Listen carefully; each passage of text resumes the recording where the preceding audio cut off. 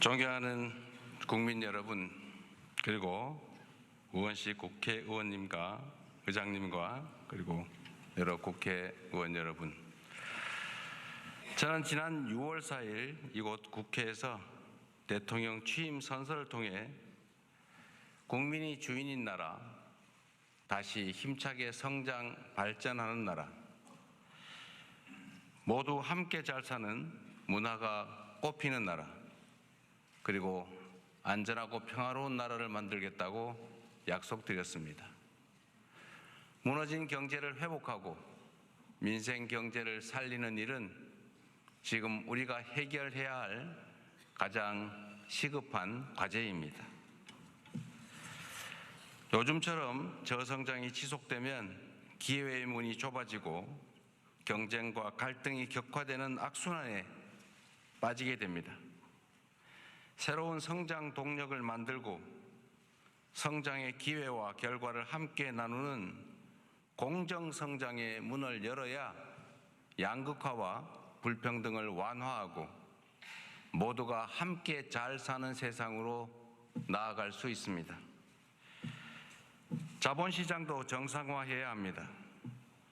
자본시장의 투명성과 공정성을 회복하면 경제도 살고 기업도 제대로 성장 발전하는 선순환으로 우리 국민 모두가 바라는 코스피 5000 시대를 열어제칠 수 있습니다. 인공지능, 반도체 등 첨단 기술 산업에 대대적으로 투자하고 재생에너지 중심의 에너지 전환을 조속하게 완료하여 기후위기와 R200에 대응해야 합니다. 바이오 산업과 제조업 혁신, 문화산업 육성에도 힘을 기울여서 세계를 선도하는 대한민국을 만들어야 합니다. 외교에는 색깔이 없습니다. 진보냐 보수냐가 아니라 국익이냐 아니냐가 유일한 선택 기준이 되어야 합니다.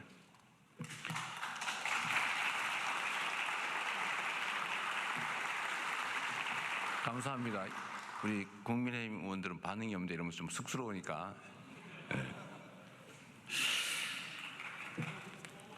국익 중심의 실용 외교로 통상과 공급망 문제를 비롯한 국제 질서 변화에 슬기롭게 대응해야 합니다. 한반도의 평화와 안정을 확보하는 일도 더없이 중요한 일입니다. 평화가 밥이고 평화가 곧 경제입니다. 평화가 경제 성장을 이끌어내고 경제가 다시 평화를 강화하는 선순환을 통해 국민의 일상이 흔들리지 않는 나라를 꼭 만들겠습니다.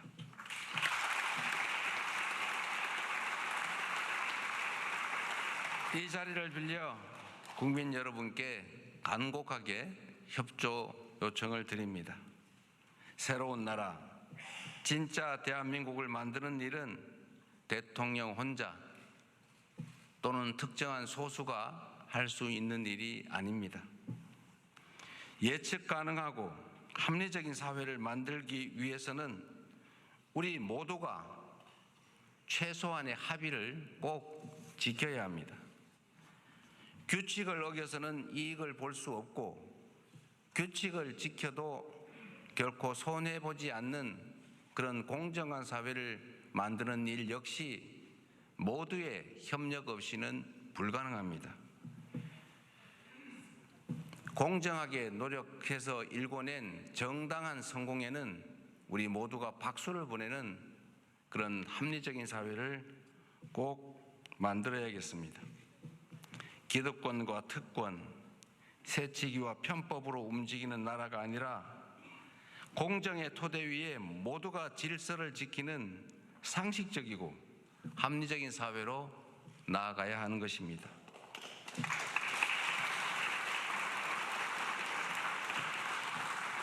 새로운 사회로 변화하는 과정은 고통을 수반하지만 건물을 걷어내야 씨를 뿌릴 수 있습니다. 하나된 힘으로 숱한 국난을 극복해온 위대한 우리 대한 국민들의 저력이라면 어떤 어려움도 능히 이겨낼 수 있다고 확신합니다. 작은 차이를 인정하고 포용하면 새롭게 출발할 수 있습니다. 짧은 기간이지만 이미 많은 것들이 회복되고 정상화되고 있습니다. 이제 한 걸음 더 나아갑시다. 우리는 할 수 있다는 것을 국민들께 보여줍시다.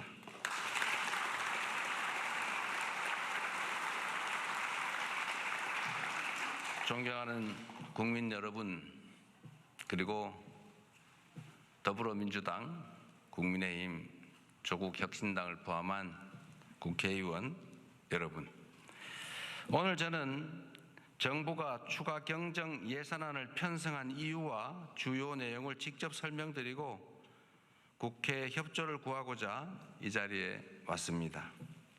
인수위원회도 없이 출범한 정부가 시급하게 추가 경정 예산안을 편성한 이유는 우리 경제가 처한 상황이 그만큼 절박하기 때문입니다. 지금 우리 대한민국은 매우 엄중한 시기를 지나고 있습니다. 수출 회복이 더딘 가운데 내수마저 어려움을 겪고 있습니다. 고물가, 고금리, 고환율에 경제 성장률은 4분기 연속 0%대에 머물고 심지어 지난 1분기는 마이너스 성장을 하기도 했습니다. 중산층의 소비 여력은 줄어들고 자영업자들의 빚은 더 이상 감내할 수 없는 수준에 이르고 있습니다. 세부 경제 지표를 살펴보면 민생의 어려움이 더욱 여실히 드러납니다. 올 초까지 소비, 투자 심리 모두 악화 일로입니다. 올해 1분기 정부 소비, 민간 소비, 설비 투자, 건설 투자가 모두 역성장했습니다. 즉 줄어들었다는 뜻입니다. 구직을 단념한 청년들의 숫자는 역대 최고 수준을 기록합니다. 폐업한 자영업자 수도 연간 100만 명입니다. 취약계층의 가계대출 연체율은 또 급등하고 있습니다. 가계만의 문제가 아니라 금융의 취약성까지 드러내고 있습니다. 코로나 팬데믹도 견뎌낸 우리 경제가 지난 3년간 너무 심각한 위기로 빠져들었습니다. 특히 지난 12.3 불법 비상계엄은 가뜩이나 침체된 내수 경기에 치명타를 가했습니다. 미국발 관세 충격부터 최근의 이스라엘, 이란 전쟁까지 급변하는 국제 정세는 한치 앞을 예측하기 어렵습니다. 그래서 지금은 경제가 다시 뛸 수 있도록 정부가 나설 때입니다. 경제 위기에 정부가 손을 놓고 긴축만을 고집하는 것은 무책임한 방관이자 정부의 존재 이유를 스스로 부정하는 일일 수도 있습니다. 정부의 가장 큰 책무는 바로 국민의 삶을 지키는 일 아니겠습니까?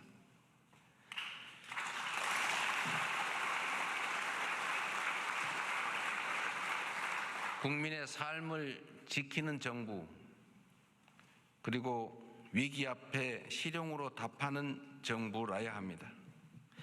이념과 구호가 아니라 경제와 민생을 살리는 실천이 바로 새 정부가 나아갈 방향입니다.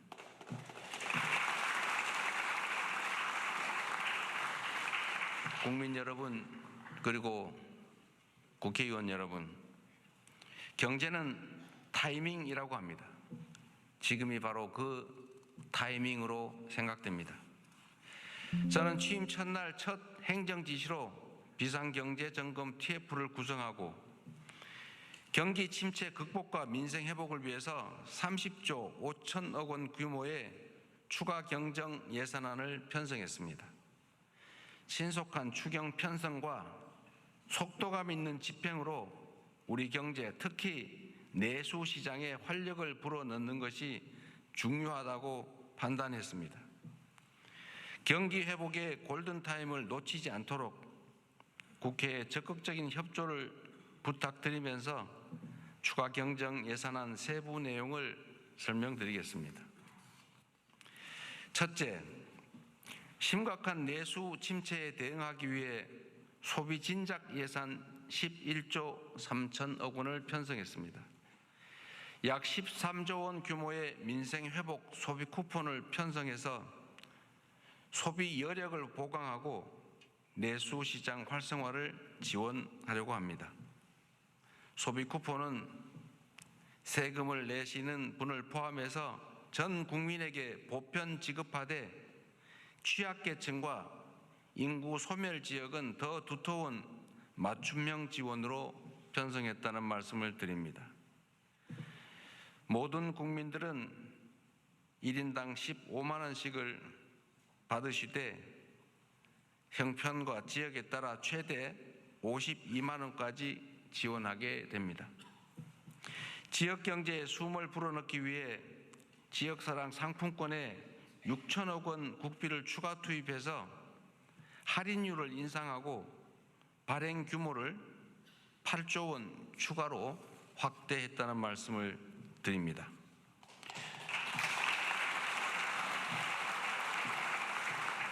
소비 쿠폰과 지역사랑 상품권은 지방을 더 지원한다는 새 정부의 철학에 따라 지방에 더 많은 국비를 편성했다는 말씀을 드립니다.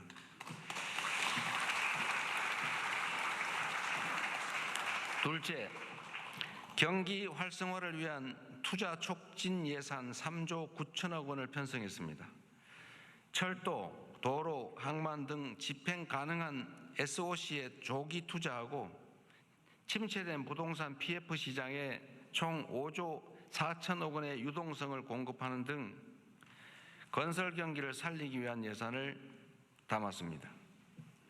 AI와 신재생 에너지 관련 투자를 확대하고 벤처 중소기업 모태펀드 출자 등 1조 3천억 원의 자금 지원으로 대한민국 성장 동력을 되살리고자 했다는 말씀을 드립니다.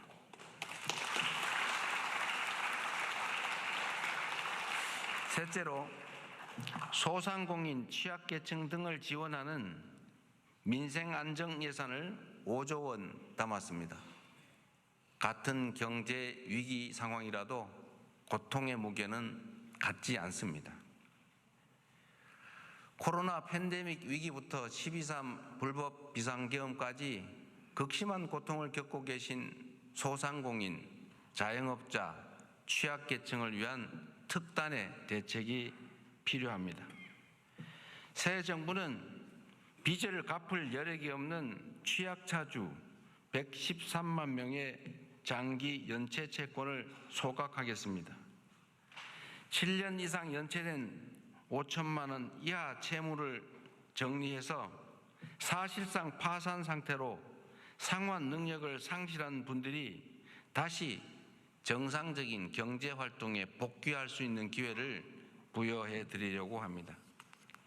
성실하게 상환 중인 소상공인 여러분들에게는 분할 상환 기간을 확대하고 이자를 추가 감면할 것입니다. 폐업 소상공인의 재기 지원을 위해서 폐업 지원금도 인상합니다. 구직급여와 국민 취업 지원제도 확대 등 고용 안전망 구축에도 1조 6천억 원을 편성했습니다.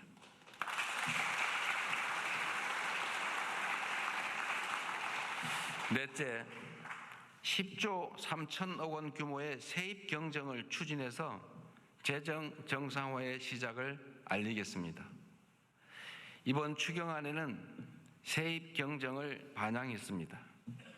재정 안정성과 국회의 예산 심의 확정권을 존중하기 위한 것이라는 점을 말씀드립니다. 2023년과 24년 이 두 해 동안 도합 80조 원 이상의 세수 결손이 발생했습니다. 그리고 올해도 상당한 수준의 세수 결손이 예측됩니다. 만약 세수 결손을 방치할 경우에 정부는 연말에 예산을 대규모 불용 처리할 수밖에 없게 됩니다. 이렇게 되면 정부가 예산을 계획만큼 지출하지 못할 뿐 아니라 지방재정 지원도 줄어들게 됩니다. 이는 사실상의 긴축재정 운용으로 민생과 경기 회복의 걸림돌이 될 수밖에 없습니다. 새 정부는 변칙과 편법이 아닌 투명하고 책임 있는 재정 정책을 펼치려고 합니다. 추경안에 세입 경정을 반영해서 이미 편성한 예산이라 해도 필요한 사업만을 적재적소에 집행하려 하는 것입니다.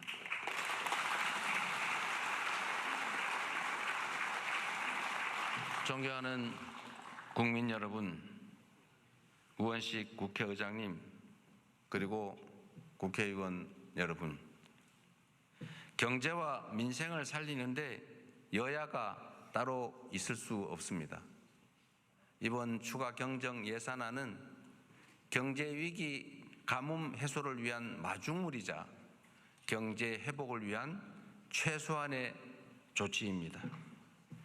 정부가 추경안에 담지 못한 내용이 있다면 국회 예산 심의 과정에서 주저하지 마시고 의견을 내주시기 바랍니다.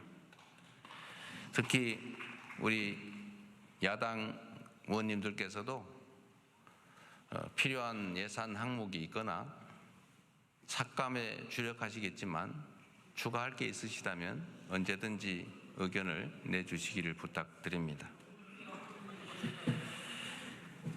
다행히 새 정부 출범 이후에 정치적 불확실성이 해소되면서 소비 심리가 많이 개선되고 있습니다. 정부는 앞으로도 든든한 민생의 버팀목이 되도록 노력하겠습니다. 오직 실용정신에 입각하여 국민의 삶을 살피고 경기 회복과 경제 성장의 새 길을 열기 위해 최선을 다하겠습니다. 대한민국 경제의 활력을 되찾고 국민이 행복한 나라를 만드는 데에 국회가 적극 협조해 주시기를 부탁드리면서 우리 국민의힘 의원님들 어려운 자리 함께해 주신 점에 대해서 진심으로 감사하게 생각합니다. 고맙습니다.